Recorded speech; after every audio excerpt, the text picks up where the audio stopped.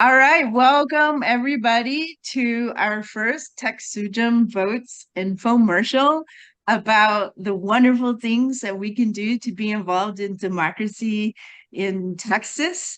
I am so excited to have a group here today. I'm Sarah Berel-Harrop. I'm the intern minister, outgoing and incoming faith and democracy organizer for the Texas UU Justice Ministry. I'm really excited to have a group of people that are here to talk today about becoming a poll worker. These are the people who actually run polling sites in Texas today. And so we're all going to start by introducing ourselves and our context and the roles that we've played or will play in elections. And then we're going to dig a little deeper into the topic. And so I have personally been an election judge and an alternate election judge in Harris County and in Dallas County. And I will invite Gian to share, and then Gian will keep inviting people until everyone's introduced themselves. Thanks, Sarah. Thanks so much for this forum to share with people. I'm Jan Riolini. I'm a member of the board of the Texas UU Justice Ministry. And I live in San Antonio. So Bexar County is the election organization. It's part of our county structure. And I have served over the last few years first as an alternate judge, and then as one of two co-judges in the primary election, and now as a presiding judge. So I feel like I've worked my way up and graduated and been able to learn many things. How about Dale? Would you like to go next? Sure. I'm very pleased to be here. I think this is a great opportunity. My name is Dale Story. I attend First UU Church in Houston. I actually was an election judge in Tarrant County many, many years ago, and I've been a clerk in Harris County over the last couple of years. Sandy, you want to go next? Sure. Hi, I'm Sandy Steele. My pronouns are she, her, and I live in the Dallas area. I currently am a member of the Horizon UU Church out of Carrollton. And the last election was the first election I've actually been a poll worker at. I was a clerk and underneath Sarah. So I've had a very recent experience and I'm happy to be here today. Michelle. It's great to be here and getting to talk about our faith and democracy and encouraging everyone to, if they have the capacity, if they have the ability to sign on and do this work. This will actually be my first time doing it. And my name's Michelle Venegas Matula. I use she and AJ pronouns. I'm the Texas UU Justice Ministry Congregational Justice Organizer, as well as my home congregation is Wildflower Church. I am here in Austin, Texas, that is part of Travis County, and really looking forward to being a poll worker this election. Michelle, why don't you start us off by telling us a little bit about your motivation to become a poll worker? Sure. It really is a spiritual practice for me. It really talks to our Unitarian Universalist values, as far as our generosity, being able to give of our resources and skills, as well as the interdependence of it. And the reason I say that is because of my own experience as a voter.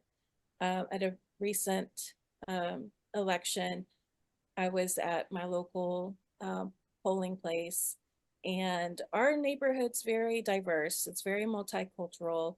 There really wasn't much representation of people that look like me as far as working the poll site. and at the time, the people lined up with me were also more, there's no one else that looked like me, let's put it that way. And I ended up getting questioned as far as what I was taking into the poll. And nobody else did. And all I had in my hand was my phone and my phone case, my wallet phone case that has my ID and everything, and then a piece of paper. Everybody else had their phones in their hands too. So this wasn't, you know, they weren't calling me out because I was doing something wrong. And it just felt very demeaning and very discouraging. And I want people to be able to feel welcomed and feel safe in coming to vote, and to feel like they have the same dignity, is afforded to them, no matter, what they look like, what their background is.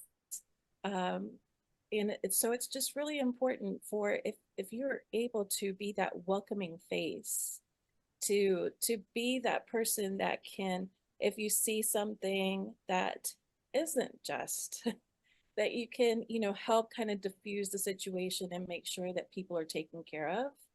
I so encourage you to join me in signing up to do this work. It speaks to so many of our values, including that equity and justice part as well.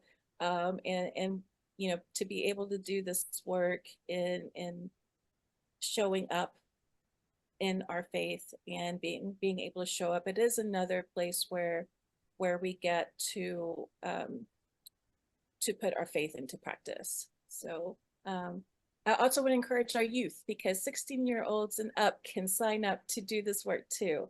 And for everything that I hear, it's just such rewarding work. So yeah, those are the reasons I'm doing this. Thank you so much, Michelle. Well, so we've heard 3 different roles talked about: the judge, alternate judge, and the clerks. And we have people who have done all those roles here. So let's dig in a little bit to sort of what exactly is entailed if you become a poll worker. And so let's start with actually Jan, because you have been the judge, and would you like to share a little bit about the responsibilities of being the judge or alternate judge, and the training? And Jan, you're muted right now. So sorry. The presiding judge is basically responsible for everything that happens on election day at that particular poll site. It's really important to administer the site in accordance with election law and all its details and all the if and thens. So it takes a fair amount of study and learning on the job, usually as an alternate judge first, and then getting familiar and stepping up to presiding judge. It's really a great place to start as an alternate judge, because you get the training, and that's about 8 hours in our county. And you get to know how things are done. And once you've been through an election or 2, we've had a lot of elections this year, so a lot of practice. You get to know how to set up the equipment and how to safeguard it, how to set up the polling place so that it's welcoming, efficient, and can take care of all that needs to be done, and how to do all the things that are required to demonstrate how the election is being conducted, and to make sure that there's, several signatures on certain documents and that sort of thing. But the judges are the ones who have the most training, and overall, the presiding judge is the one who's in charge. The responsibilities, the requirements are not that hard. You have to be a registered voter in your county. In our case, we have county-wide voting, which means you can go to any voting center and vote no matter what precinct you live in. So that simplifies things, and you need to be a registered voter for both clerks and judges. There's a class that's about 8 hours, which seems like it isn't enough, especially if you're learning about the equipment. And you need to pass a multiple choice test to get certified. And then there's things that you do to prepare for voting day and for election day, I should say, and to make sure that things go well. From 6 a.m. to 8 p.m. or longer, however it takes, how much longer it takes to serve everyone who's in line by 7 p.m. So, did I miss anything, Sarah? Was there anything else that you wanted to hear about that? I think you got it, most of it. One thing I would say is judge and alternate judge get to appoint the clerks. If then there's still you can't find enough clerks for your polling site, the county will appoint them for you. But I think that's a really nice privilege, is to be able to appoint your clerks. And it has a lot of potential for synergy with our overall vote efforts. In fact, Dale, I think you had a story about a polling place that was it a whole church that staffed that whole polling place? Or Well, most of yeah, I it? think it was in the primary, it was just one side of it, but in the general election, it was the whole side. Yeah, we had a congregant that was the judge and recruited clerks from the church who helped staff the polling place, and it creates a community. It's I mean, I've worked with strangers before, and sometimes that works out. The first time I did it in Harris County, I was appointed by the county, and that wasn't such a great experience. So I would encourage you to, I mean, the best situation is within your church, or if you know somebody, volunteer. In my case, I got to know the judge that I thought I could work with best, and I talked to them, and they said, "Oh, well, look, next time I'll be sure that you and your wife can come work with me." And we enjoyed working with her and her team. And there was another UU from a different church that was part of that team that I got to know, which was a great experience. So I've seen both sides of it, but the best thing overall is if you can get a team, a judge, or an alternate judge, or both, and clerks from your church. And Sandy, your experience was really recent. So would you like to share a little bit about that? Sure.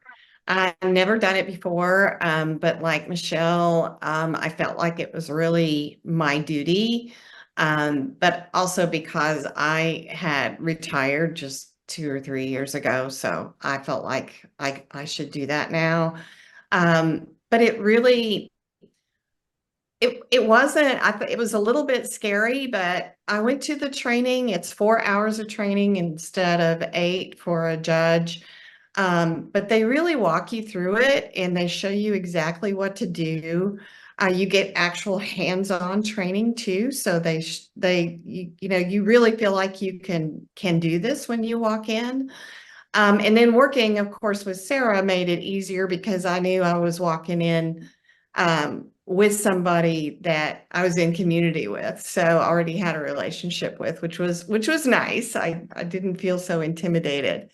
But I really enjoyed it. I felt like I was part of something important, that it's probably the most precious right we have right now. And this election is so critical that I really think having good people on the front lines is so important.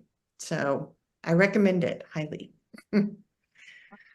So Dale, did you have anything else to add about just the responsibilities of being a poll worker, or Well, yeah, from your sure. experience?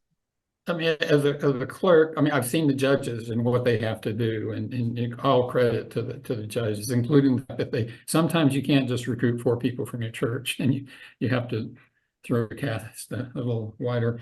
But 4 hours of training, and again, I mean, they had here in Harris County, we would break up into like 6 to 8 people, and they would have a table. You would all set the table up so you'd see that. You don't see everything, all the wires that are going to the there's a lot of computer stuff and electronic stuff that you have to be careful about. And they go through all the even a clerk needs to know really well, what the legal requirements are and the stipulations and how to handle problems and so forth and so on. Ultimately, you have a judge that you can defer to, but you may be the first person in contact. And there's a lot of, well, I'm not going to say trivial things, but you don't think about them. The ways to set up the curbside voting, ways to make sure it's disability perfect. The signs are at the right place. You've got the ramps in the right place. You've got signs that tell them where to go. You may be parked way over there, and you're in a school, and you've got to go way over there to go into there, and you've got to get all that set up. And sometimes if it's a very crowded polling place, we would take shifts, but one of the shifts might be outside of the polling place, just kind of telling people, well, here's the line, don't worry. This is taking about 10 minutes right now, and talk to them if they have questions and so forth. And and then inside you may welcome somebody, you may work the desk where they're checked in, you may be close to the tables, understanding what you can and can't do. But if somebody needs some help, if their paper gets stuck, you may be at the post where they actually cast their vote and make sure they get all that done, and you're very friendly and give them their sticker when they go out. So there are a lot of different things that are involved that all are very meaningful and very important, and I think are very helpful and appreciated. Thank y'all. And so to recap, if you are a part of the team that is working the election as poll workers, you set up the equipment, you greet the voters, you check in the voters and qualify them, you help them use the voting equipment, and you help them finally cast their vote. Those are the main things that you're doing. And these are bipartisan teams. We talked about judge and alternate judge, and those are basically by the 2 major parties. The Berrigan is a little different, but in most of the counties where I've worked, it is the actual parties themselves that appoint the judge and the alternate judge. And so then you always have people from both parties at that polling place, but not fighting, ideally not fighting, although it could happen, but working together to make a voting experience where every voter gets served and pleasantly is able to vote and go on back to their day. So I want to talk briefly about how to become an election worker, and then open it up to if others have any more things that they want to share about their own experiences as a poll worker. So how to become an election worker. There are multiple ways. Is to reach out to the party that you feel that you're most aligned with, and tell them you want to become a judge or an alternate judge or a clerk or whatever it is that you're interested in doing, and have them guide you through the process. And that has been the easiest way for me. You can reach out directly to your elections department to become a clerk. And so that's another option, is just reach out specifically to your elections department, say, I want to become a clerk. You fill out an application.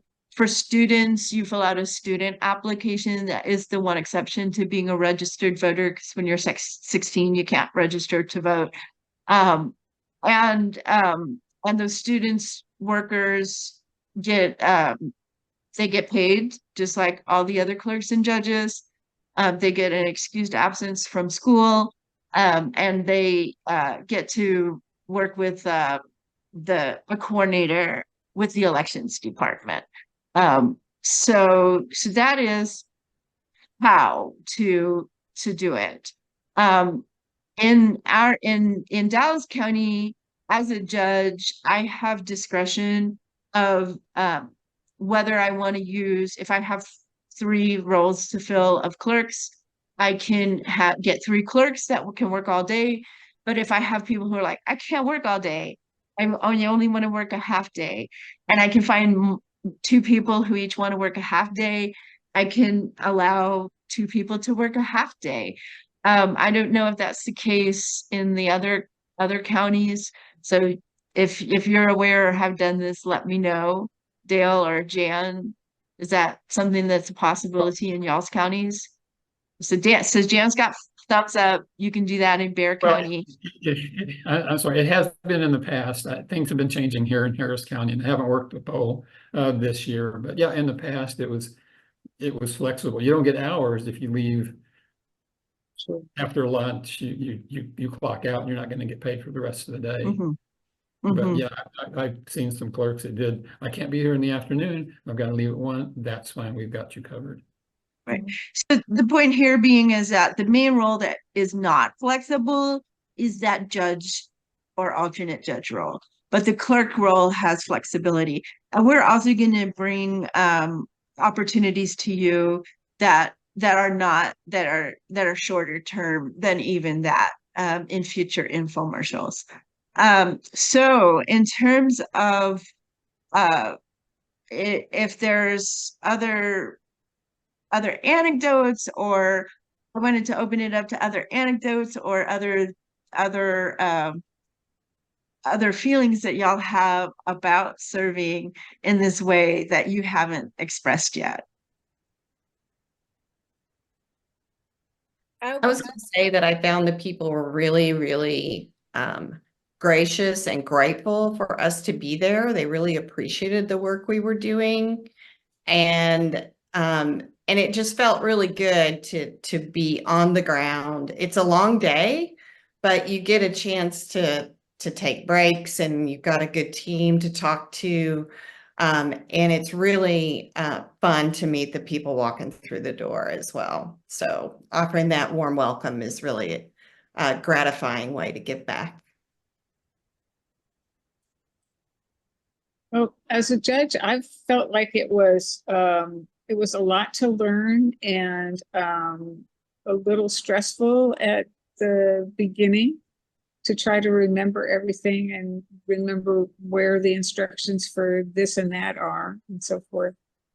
But after a couple of times and sort of graduated responsibility as I went from alternate judge to co-judge in the primary and then presiding judge, that it really was something that I learned a lot on the job of, like really how do you do this and how do you do that with the equipment, and that's all that sort of things. And I feel like I felt ready and I felt good about the whole thing. I think that it's really serving your community, and that positive feeling. And the community, almost all of the voters are really appreciative and nonpartisan in all ways, and really kind of appreciate the people who are doing that and that work, and giving us positive comments and positive energy. It really was has been really good that way. This particular election, I feel like there's going to be a lot of pressure on election workers in some places. Harris County perhaps has a history of kind of being in the spotlight. Bexar County, not so much. But still, it's important for us to do everything by the book, to do it right, to do it respectfully, no matter who it is that we're serving as an individual, as a voter. And to me, it's like it's stepping up. It's contributing in a way that is important, even if it's a small part of the whole picture. So it felt really good. And that to me really feels like following my faith. In other words, doing something that's hard because it's right and good and you can contribute. And well, I'll just leave it at that. I think there's a lot more that we can do besides this, but I think it's really a good thing to contribute to. The voters, treating the voters well is number one. Well, Sarah, I can reiterate, I call it fun. I don't want you to get the wrong impression. You know, this is serious work and we do a great job, but it is fun. And I like to think what we make it, or they help make it for us, fun, the voters themselves, and how appreciative they are. I've cited many times, those of you in Harris County know this very well. There's one particular voting location where it's a lot of fun, especially out in the parking lot. It's very busy. People like to go there simply because it's the place to be. Candidates will show up where they can be legally, but they're not all like West Gray, those of you in Harris County, but it is a lot of fun. One anecdote, and purely just an anecdote, and it's just a snippet, but for some reason it stuck with me more than anything else. 2 years ago, for whatever reasons, in Harris County, they extended the voting till 8 o'clock. You know, all of us, the judge, the alternate judge, all the clerks said, we'll all stick around. We want people to vote. Well, only one person came, but we were happy to help them. And they were so relieved and happy that they were still able to cast their vote. It was kind of specific then. It had to be a provisional vote, and the judge walked them through exactly what they had to do. And I have no idea what ultimately happened to that. But they really appreciated that, and it meant a lot to us that we could, just one vote that in the end might have been thrown out by the courts, but we did our best, and they really liked that.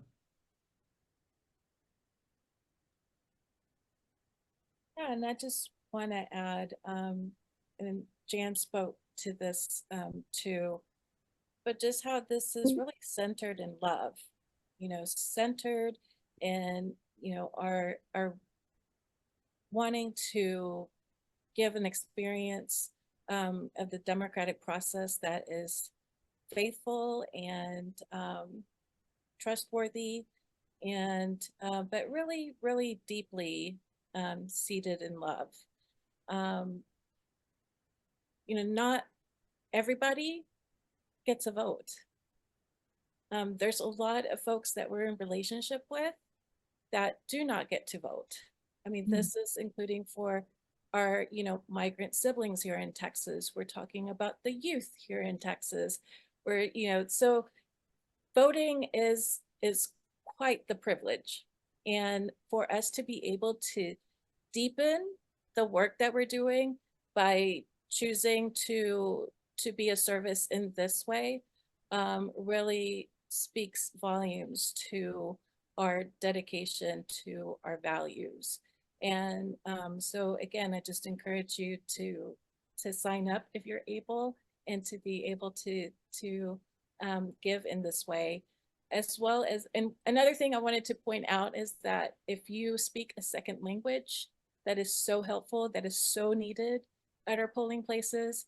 So even another reason to sign up if you have that skill as well. Right. This is how we do it. We show up with our love, with our belief that every person's voice counts, and that we are there to make that happen, that every person has the opportunity to vote in a calm and loving environment. And so thank y'all all so much for showing up today and showing up at the polls. And I hope that hearing these stories encourages those of you who are listening to this video to look more into how you can be a poll worker as a spiritual practice. So thank y'all so very much.